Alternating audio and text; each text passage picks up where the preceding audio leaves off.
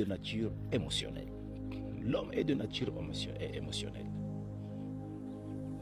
Dieu dit aux disciples, Jésus dit aux disciples, allons de l'autre côté du port.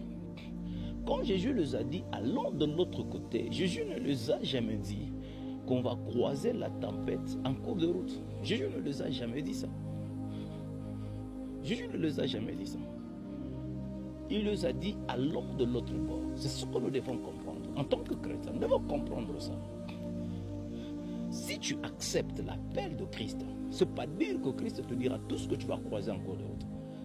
Le problème, tu dois savoir que c'est lui qui a donné cet ordre.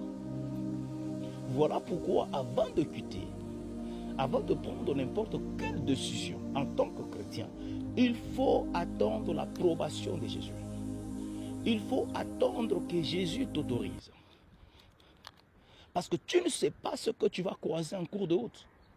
Le disciple ne connaissait pas qu'est-ce qu'ils vont croiser en cours de route. Il ne connaissait pas. De même toi aussi.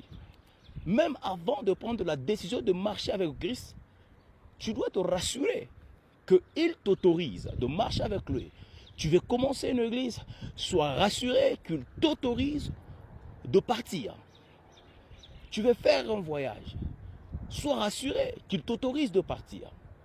Tu veux aller en mission, sois rassuré que Jésus t'autorise de partir. Parce que tu montes, que tu descendes, tu vas te croiser avec des situations que Jésus ne t'a jamais dit. Que Jésus ne t'a jamais dit. Voilà pourquoi il est en train de dire aux apôtres, avant de quitter, avant de s'en aller, il leur dit que votre cœur ne se trouble point, je serai avec vous. Il voulait leur rassurer que même si je suis avec vous, sachez qu'il y a des choses qui peuvent troubler votre cœur, que vous allez croiser en cours de route, dans votre chemin.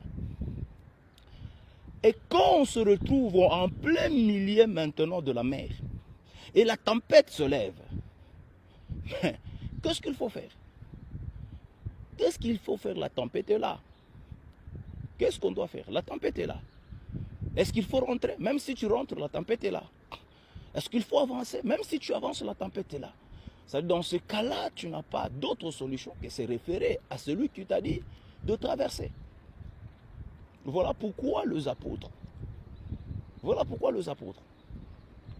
quand ils ont réfléchi, ils ont dit que de toute façon, il y a quelqu'un qui nous a dit que nous puissions traverser. Il est là, Jésus est là. On doit se référer à lui.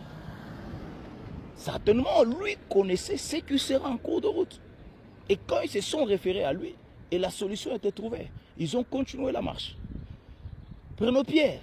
Pierre dit à Jésus, est-ce que je vienne? Parce qu'il a vu Jésus marcher sur l'eau. Il veut aussi marcher sur l'eau. Il demande l'ordre à Jésus. Jésus lui donne l'ordre de quitter. Bien aimé, si Jésus te donne l'ordre de quitter, ne t'inquiète pas, quel que soit ce que tu vas croiser en cours de route, ne t'inquiète pas. Pourquoi tu t'inquiètes? Pourquoi tu pleures? Qui t'avait autorisé de quitter? C'est ça le problème. Qui t'avait autorisé de faire ça? Qui t'avait dit de commencer l'église? Qui t'avait dit de faire cette œuvre? Qui t'avait dit? C'est ça le problème. Si c'est Jésus qui t'avait dit, ne t'inquiète pas, ne t'inquiète pas.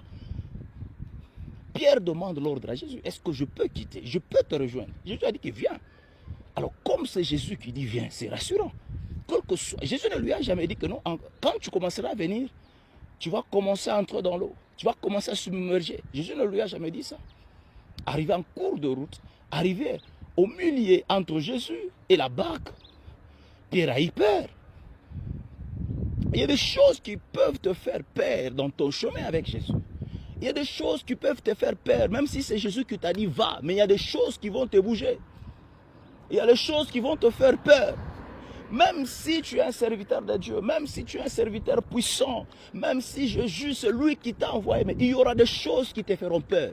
Pierre, même si c'est Jésus qui lui a dit viens, mais Pierre a eu peur. Pourquoi? Parce que c'était sur l'eau.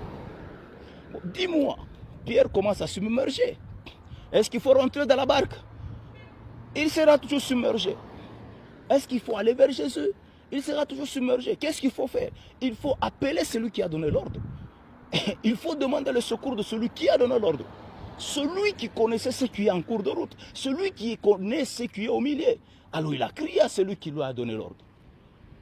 Et Jésus lui a sauvé. De même toi aussi qui m'entends. ceux qui sont en train de nous suivre. Je sais que Dieu t'a donné l'ordre d'entrer dans ce mariage. Mais Dieu ne t'a jamais dit ce qui sera dans ce mariage. À un moment, tu as peur. Tu ne sais pas reconnaître que c'est mon mari que j'avais aimé ou soit c'est quelqu'un d'autre.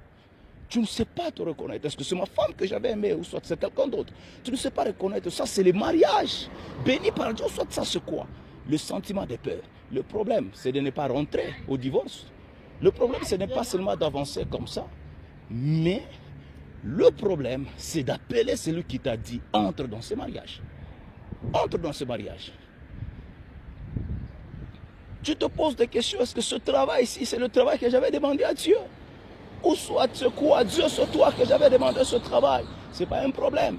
Le problème, ce n'est pas de laisser le travail. Le problème, ce n'est pas de continuer comme ça. Mais le problème, c'est d'appeler celui qui t'a dit va. Il est dans ta barque. Quand il te dit va, il est avec toi.